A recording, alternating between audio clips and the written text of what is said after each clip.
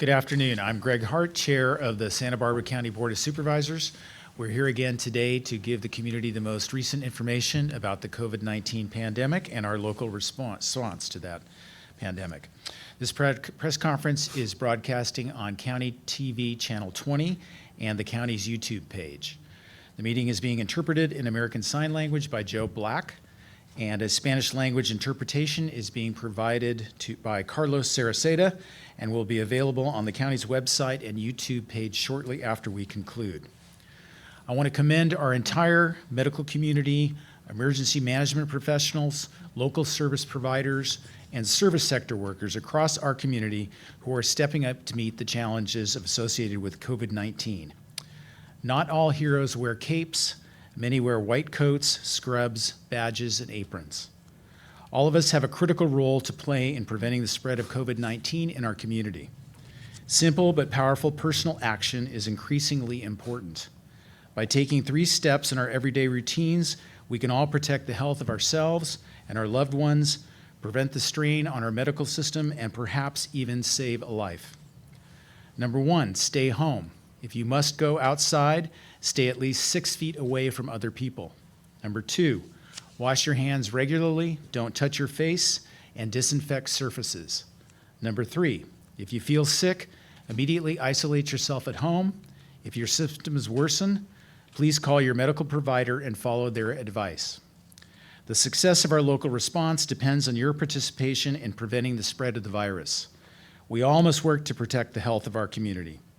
As we've discussed, COVID-19 presents serious challenges for the emotional well-being of our community. I want to end my remarks with a good news story. Sam Dudley, a Santa Barbara County firefighter, is now the dog handler for Rhonda, the county's first emotional support animal. Rhonda was trained in one of California's prisons by inmates to provide emotional support for people that are suffering through stress and mental health challenges. Rhonda loves people and can sense when someone needs love back. Unfortunately, serious depression is a real problem among our first responders who we regularly ask to do heroic things. County Fire understands the importance of having these emotional support dogs. Sam and Rhonda have been making the rounds at the Emergency Operations Center to provide a simple way to relieve stress and bring smiles in a tough situation. Our public safety personnel know that to best serve you, they also need to take care of themselves, which is why companion animals are an important part of people's lives, now more than ever. We want to acknowledge that and provide information for those wanting to give or get help for pets. In these difficult times, Santa Barbara County Animal Services and our partner organizations are working together to help pets and their guardians.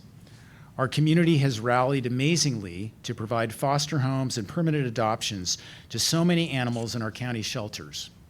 Animal Services has adopted over 70 animals since mid-March, transferred 38 to rescue partners, and placed 64 animals in foster homes for future adoption.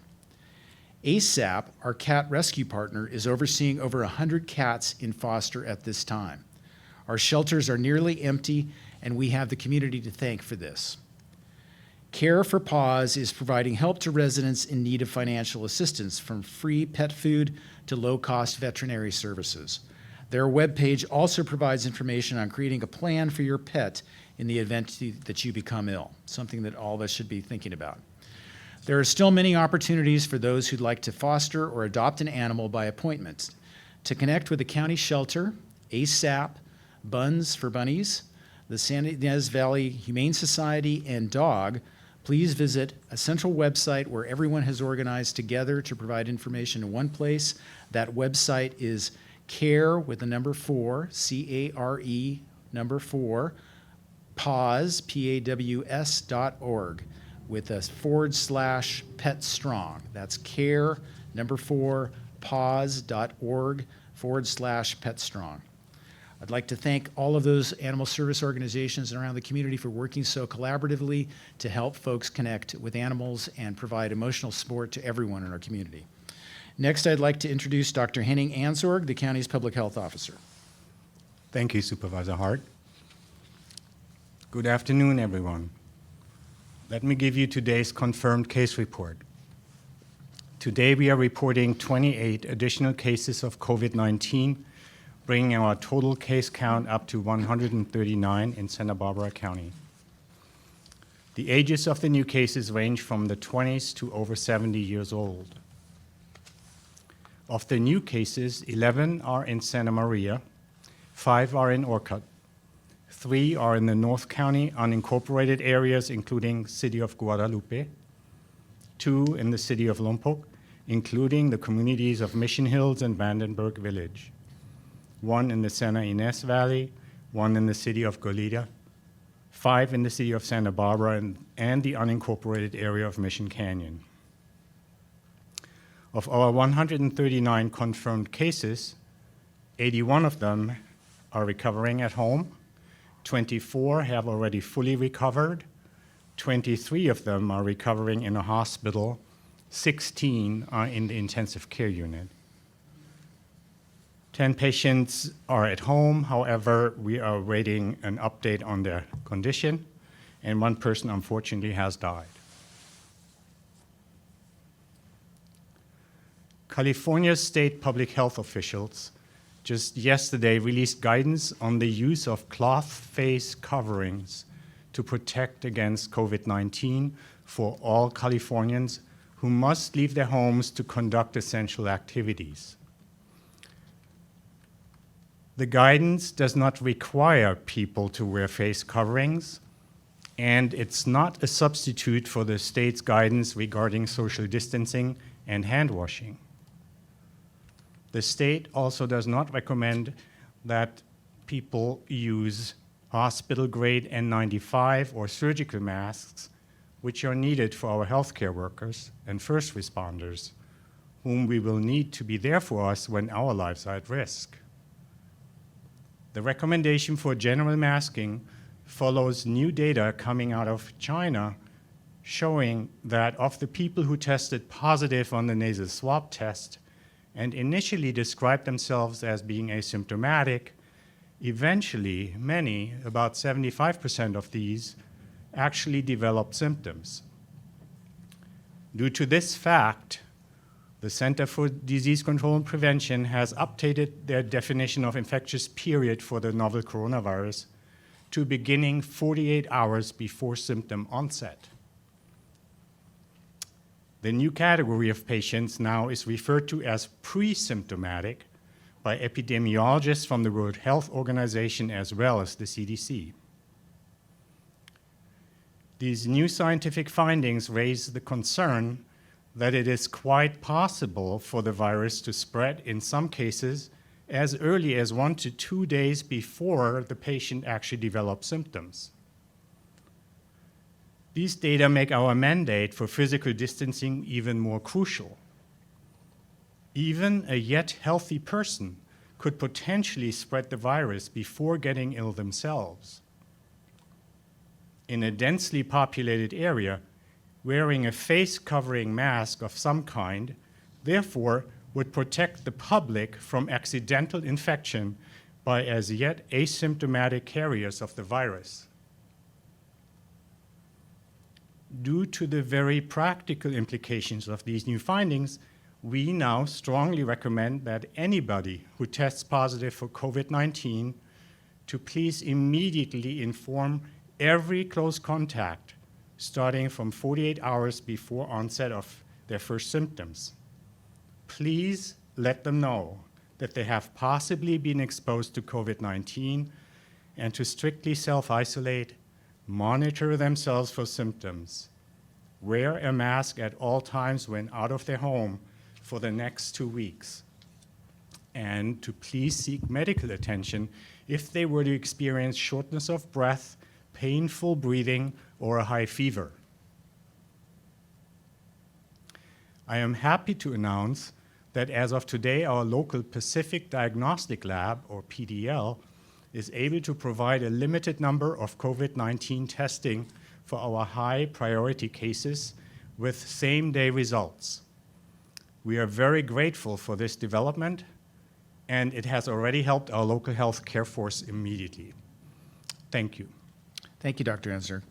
Next, I'd like to introduce Lisa Bravo, who's here from the Family Service Agency. The Family Service Agency has a long tradition of serving Santa Barbara County residents and families throughout all parts of Santa Barbara County. We're really happy to have her here to share the news about the Family Service Agency. Lisa? Thank you, Supervisor Hart. I'm thankful to be here to tell you about help we have available. You may know us as the Youth and Family Center in Santa Maria, or Little House by the Park in Guadalupe, or the Dorothy Jackson Family Resource Center in Lompoc. Many people across the county have been impacted by loss of wages, the pressures of caring for children at home, the stress of the entire situation, or for seniors, lack of access to their usual ways of getting essentials like prescriptions. We can help at Family Service Agency. We provide 2 types of assistance. The first is basic needs assistance. This may be help with food, applications for unemployment, health insurance, utilities or CalFresh food assistance, or other things that you need. And the other type of help we provide is emotional support.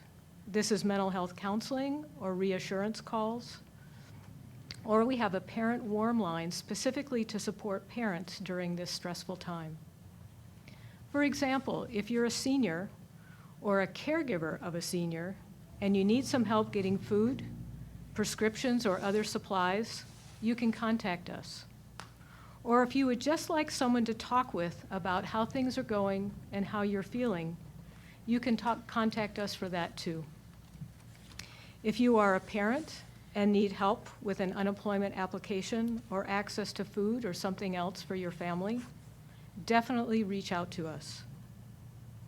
If you are a parent who would like to problem solve about parenting issues, we can help. If you would like some emotional support with all of the pressures we are all experiencing in this very challenging time, contact us. You can contact us by going to our website. It's fsacares.org, fsacares.org, or call us at 805-965-1001. That's 805-965-1001. We can help. And if we can't help, we'll connect you with someone who can. Please reach out. We're here to support you. Thank you. Thank you, Lisa, for being here, and thank you for all the important work you're doing for our community. Thank you. Next, we'll take questions here in the room. Mr. Fish? Just clarifying the new health guidance when it comes to homemade face coverings. I know you said it's not required, but what are your suggestions? What's your guidance for Californians leaving their homes? Do you suggest that anytime they leave their home, for any reason, they cover their nose and mouth, or is it only going into higher densely populated areas, grocery stores, things like that? Could you just clarify what you suggest the public does in public? Yeah, I'm happy to. Obviously, we are not such a densely populated area comparing to Los Angeles or, a big city. So the idea of the cloth covering of over nose and mouth is to prevent any virus from, being spread into the environment. So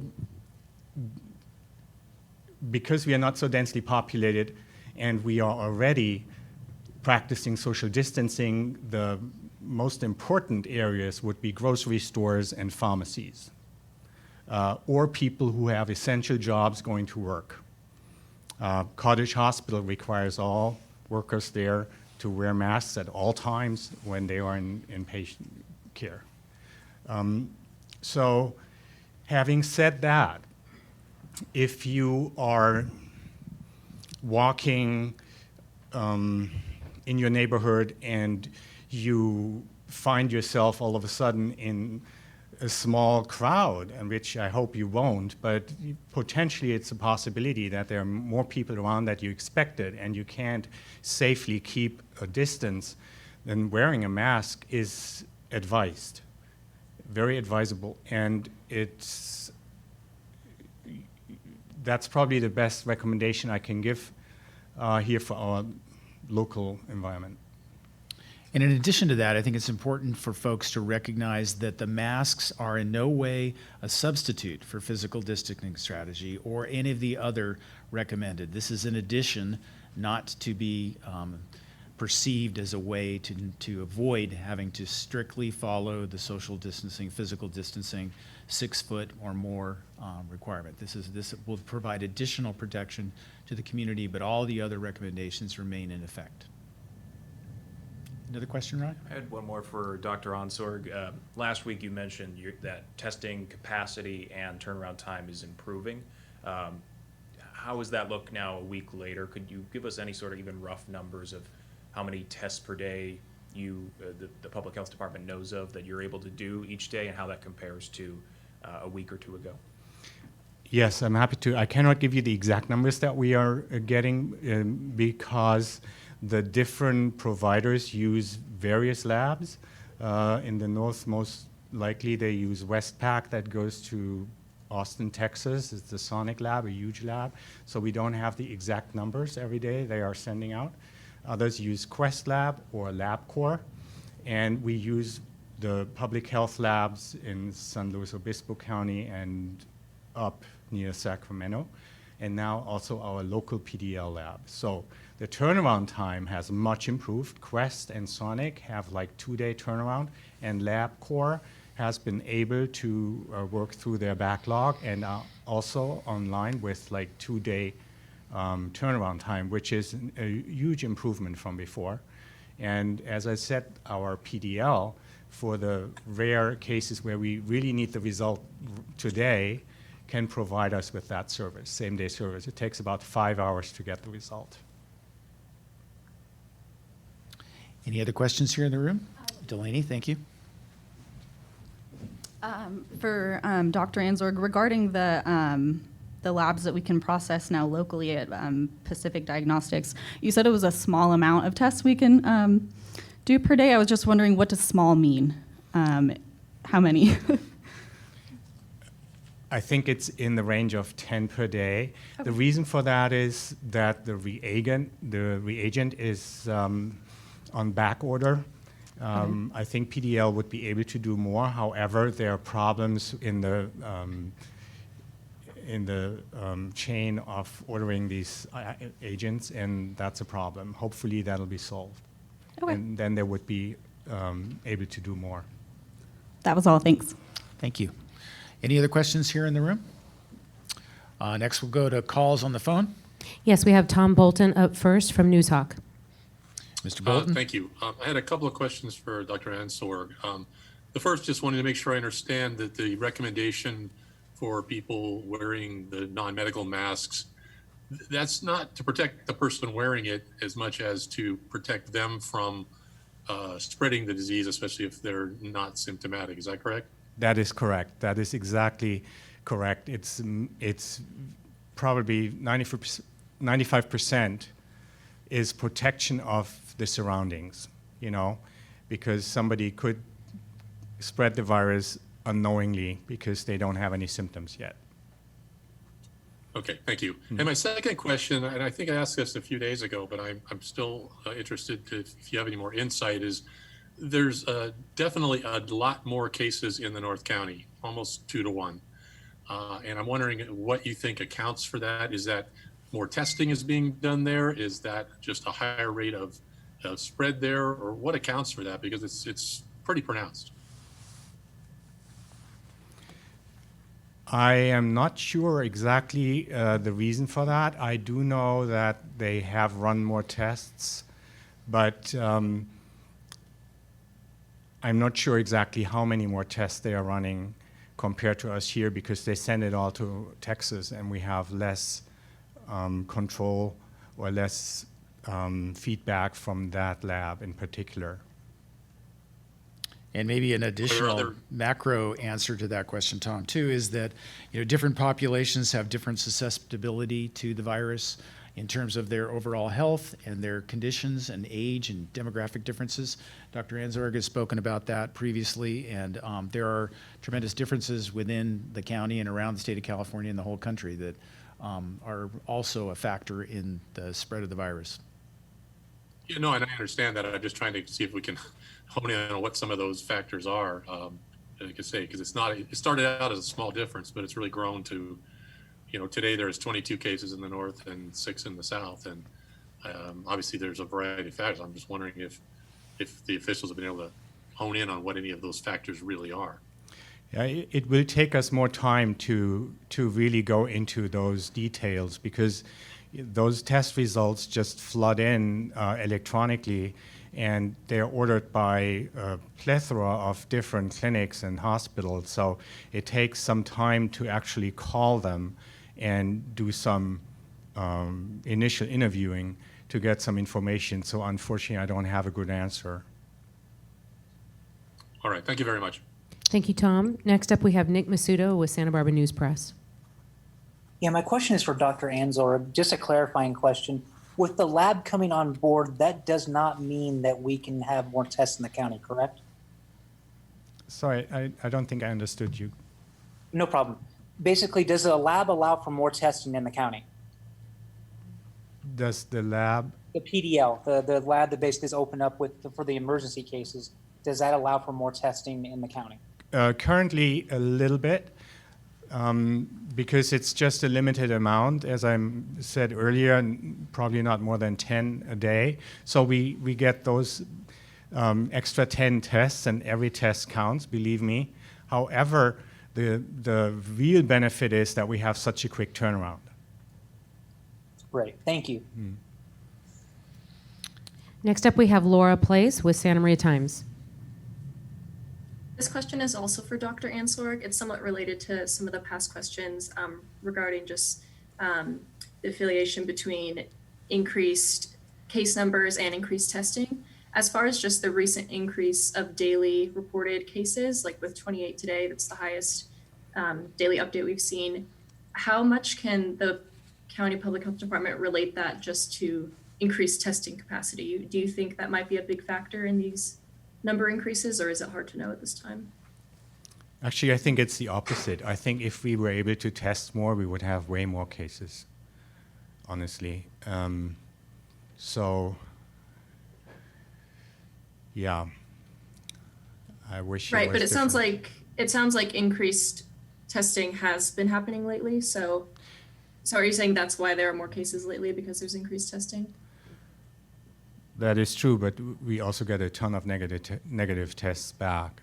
So we are expecting increase in cases. Last week, at some point, I said we are expecting a doubling of cases every 3 days, and it hasn't been quite as bad, but it's close to that. So that's expected. And compares very similarly to neighboring counties and to larger centers like Los Angeles. Okay, thank you. And then I had one more question. It's something I had asked at a past press conference, but I just wanted to see if there was any more insight regarding it, if that's changed. I know that SLO County today at their own press conference did confirm the number of healthcare professionals that have tested positive. And I know you had said last time you weren't releasing that information, but I was wondering if the Public Health Department has reconsidered releasing that at all. No, I don't feel comfortable releasing that. I think it's a privacy issue. Okay, all right, thank you. Next up, we have Reza with the San Ynez Valley Star. Reza, go ahead. Hi, this question is for Dr. Ansorg. I've had a couple readers reach out to me, questions regarding antibodies for those who have fully recovered. Do you know if they have or if they will be doing any antibody testing, so they might be able to donate their plasma for treatments? You know, Germany and New York, I've done a few article researches that, you know, they're using antibodies to help those that are really suffering from this. So Yes, is that happening here? Yeah, you're exactly right. There are some efforts in dire situations to use antibodies from people who have recovered from the viral illness, but it's still an experimental treatment and very limited. And we don't know yet if that can be hopefully produced, to a substantial degree, in a substantial fashion, and be really of wide use. But currently, it's just an experimental treatment. My next question is the malaria drugs that they've been using. It looks like that those are starting to see more and more positive results, and I wanted to know if that had been used here at all yet, and if you had seen any results from that as well. To my knowledge, it hasn't been used in our area. I do know that Cottage is enrolled in a trial using certain antiviral experimental drugs, different from the malaria drugs.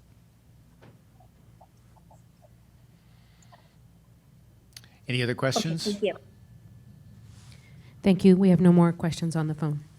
Okay, yesterday's press conference, there was a reference to using the old Lompoc Valley Medical Center Hospital, otherwise known as the Champion Center, as an alternative care site for patients. The county has continued to look at a variety of sites for alternate care for the COVID crisis.